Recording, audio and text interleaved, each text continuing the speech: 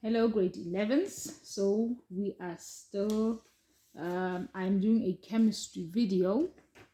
So let's try to do bonding. So let's try to bond nitrogen and hydrogen. So we have nitrogen, we have hydrogen. So on your periodic table, hydrogen is in group 1. Hydrogen is in group 1. So, which means it has one valency electron. But nitrogen is in group 5. So, which means it has 5 valency electrons. If you don't understand what are valency electrons, please watch my Lewis diagram video. I will link it down below in the description box. So nitrogen has 5. We can 1, 2, 3, 4, 5. It has 5 valency electrons. Now let's try to bond it with hydrogen, which has 1. So this valency electron of hydrogen will connect with this one of nitrogen, and then we'll have 2 other valency electrons which are not bonding. So we'll have to create 2 more hydrogens so that this nitrogen is fully surrounded. So we'll write here N, these 2, and this one will bond with this one. Let me get a different color. This will be the valence electron for this H. We have this one, the H that we created, and that will be its valency electron, and this other H that we created here, and its valency electron. So this will be the new structure that we get. So we have NH3, which is 1 nitrogen and 3 hydrogens, and this is called an ammonia. So this is what we call ammonia, right? Let's again try to bond hydrogen and sulfur. So we have hydrogen and we have sulfur. So sulfur is in group 6. Here is sulfur. So from here you say 1, 2,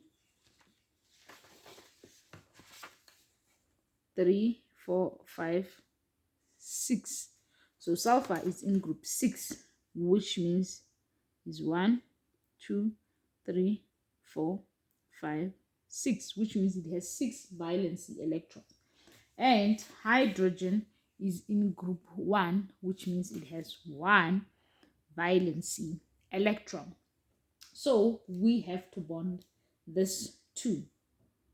What we are going to do is that this valency will bond with this one, but this one has nothing to bond with. So what do? We create a hydrogen, another hydrogen. So the new structure will be like this: X, X. These are valency electrons. Then we'll have this H here and its valency electron here. Oh, this pen doesn't want to write now. And we have another hydrogen here with its valency electron. Now let's again try to bond oxygen and oxygen. Oxygen is in group 6 as well. So which means we will have 1, 2, 3, 4, 5, and 6. You can start going this side or that side. Do whatever your teacher is teaching you. Yeah, it will be the same as this one. So when we bond them, this will have this one, and this one will bond with this electron. This electron will bond, the valency electron will bond with this one, and this valency electron will also bond with this one. So what will happen here is that we don't have to create any atom. So this is the new structure. We'll have, this is 2, 2, we have 2 here, 2 here, we have 2 here, like that. And then we will have this one here and this one here, and we will have the ones that are bonding. It's a 2, this one is bonding with that, so we'll just have it like that, and we will call it double bond. So this electrons will bond, and this is how we have to do it, because we do not have to create another atom. These 2 valency electrons, this side of the oxygen, are not fully surrounded, so we can just use this 2 valency electrons, and this is how the new structure will look like. Or let's say again we have nitrogen and nitrogen. So nitrogen is in group 5. So we'll have 5 valency electrons. 1, 2, 3, 4, 5. Here 1, 2, 3, 4, and 5. So here this one will bond with this one will bond with that one, and this one will bond with this one. So we don't have to create another atom. They can both bond fully. Now this is going to be the new structure. We will have nitrogen and another nitrogen, and we will have,